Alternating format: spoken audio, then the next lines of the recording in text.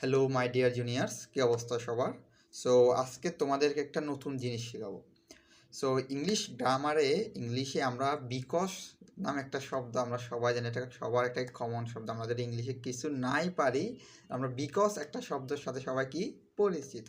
ওকে, so আজকের বিষয় হলো এই বিকজ নিয়ে। বিকজের মধ্যে একটা ঝামেলা আছে, ঝামেলাটা হলো বিকজ এবং বিকজ অফের মধ্যে। আমরা অনেকেই ব্যবহার করার সময় শুনবা, অনেকেই মানে ইংলিশ বলার সময় বিকজ অফ ব্যবহার করে, কিন্তু অনেকের ব্যবহারে কি আছে বল আছে। কারণ বিকজ এবং বিকজ অফ দুইটাই কারণ অর্থে ব্যবহার হয়, ঠিক আছে, এটা ঠিক।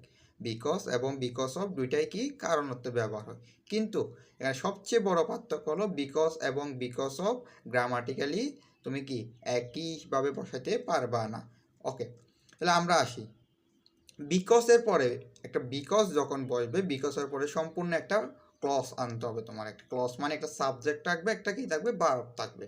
বেশিরভাগ বিকজ তুমি দেখবা সেন্টেন্সের শুরুতে, ঠিক আছে। বিকজ যদি ব্যবহার করো, শুধু বিকজ যদি ব্যবহার করো, বিকজের পরে একটা সাবজেক্ট থাকবে, এটা কি থাকবে, ভার্ব থাকবে। যদি আমি উদাহরণ হিসেবে তোমাদেরকে বলি, he was happy because he pass the exam. কি বললাম? He was happy because he pass the exam.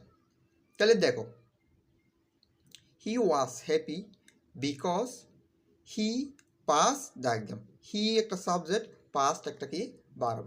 He একটা সাবজেক্ট, পাস একটা কি, ভার্ব। এইভাবে তোমাদেরকে ব্যবহার করতে হবে। বিকজ যদি সেন্টেন্সের শুরুতে ব্যবহার করো, সেন্টেন্সের মাঝখানে ব্যবহার করো, বা সেন্টেন্সের শেষে ব্যবহার করো, বিকজের পরে সবসময় একটা সাবজেক্ট থাকবে, এটা কি থাকবে, ভার্ব থাকবে। তাহলে এবার আসি বিকজ অফ।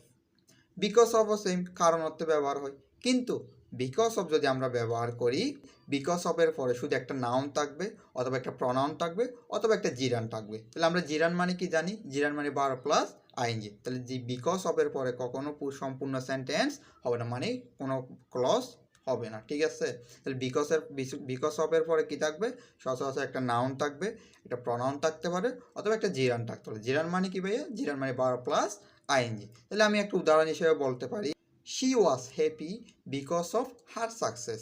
তাহলে এই সেন্টেন্সটা একটু খেয়াল করো, she was happy because of her success. তাহলে বিকজ অফ এর পরে দেখো একটা হার এটা কি? এটা হলো শি এর পসেসিভ অ্যাডজেক্টিভ, আমরা যেটাকে সবসময় পসেসিভ ফর্ম বলি, ঠিক আছে। এটা হলো আসলে পসেসিভ অ্যাডজেক্টিভ। তাহলে এখানে হচ্ছে হার সাকসেস। তাহলে হার সাকসেস এটা কি সম্পূর্ণ একটা বাক্য? না, এখানে কি একটা প্রনাউন ইউজ করা হয়েছে। তাহলে আশা করি এই ভিডিওর মাধ্যমে আমি বিকজ এবং বিকজ অফের সম্পূর্ণ ব্যবহার বোঝাইতে পারছি।